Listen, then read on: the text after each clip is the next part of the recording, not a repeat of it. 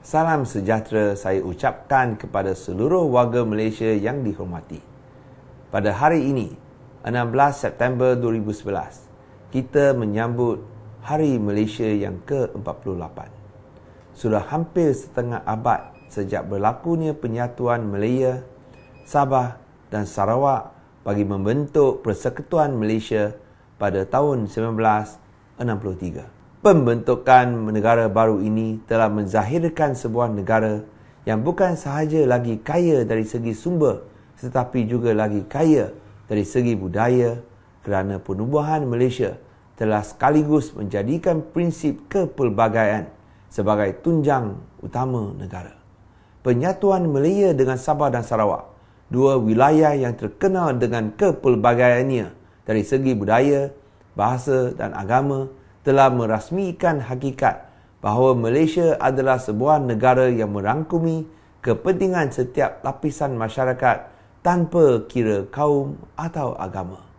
Dalam semangat ini, saya ingin mengingati saudara-saudari sekalian bahawa kepelbagaian itu satu kekayaan yang harus diraih dan bukan dijadikan kambing hitam bagi segala masalah sosial dan politik yang melandai negara kita.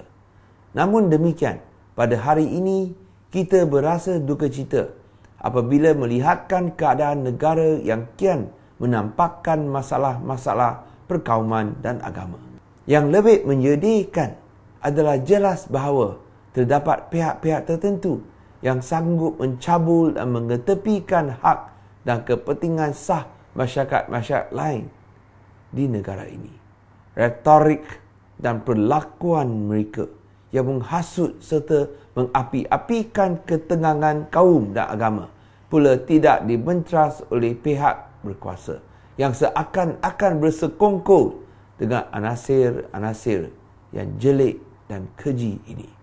Kelemahan dan ketidakupayaan kerajaan persekutuan untuk memerangi gejala perkauman dan sikap tidak bertoleransi terhadap agama akan membawa padah yang bahaya.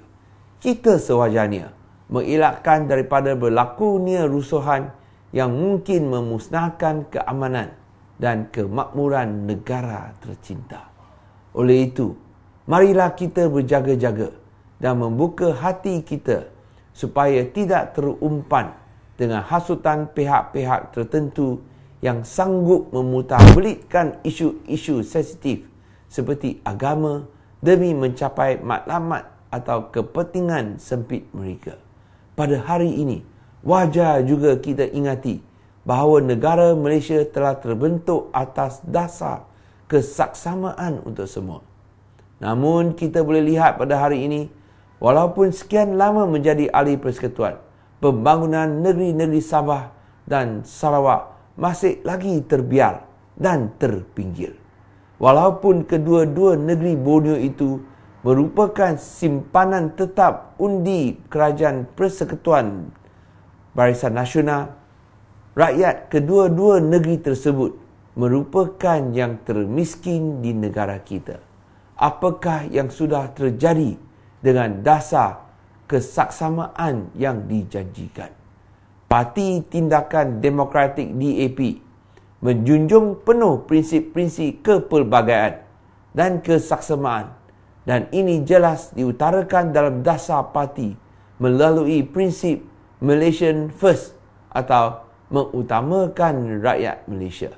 Setiap rakyat Malaysia yang mencintai negaranya harus juga mengamati dan menghargai kepelbagaian dan hak kesaksamaan bagi saudara-saudari negaranya yang lain.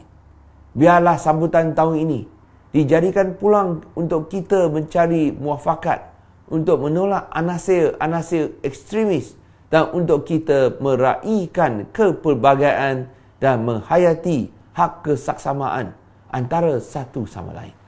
Marilah kita mengikrar semula hubungan erat di antara semua rakyat Malaysia, baik di semenanjung Malaysia maupun di Sabah dan Sarawak, kerana kita adalah merupakan satu rumpun negara. sebagai seorang rakyat Malaysia, saya amat bangga bahawa saya boleh gelarkan saudara saya daripada Sabah dan Sarawak sebagai warga senegara saya. Saya juga sangat bangga dengan budaya dan cara hidup yang kaya dengan sumber sejarah dan tradisi mereka. Dan saya juga merasa sedih apabila hak mereka dirampas ataupun ditidakkan sama sekali. Negara kita adalah sebuah negara yang kaya.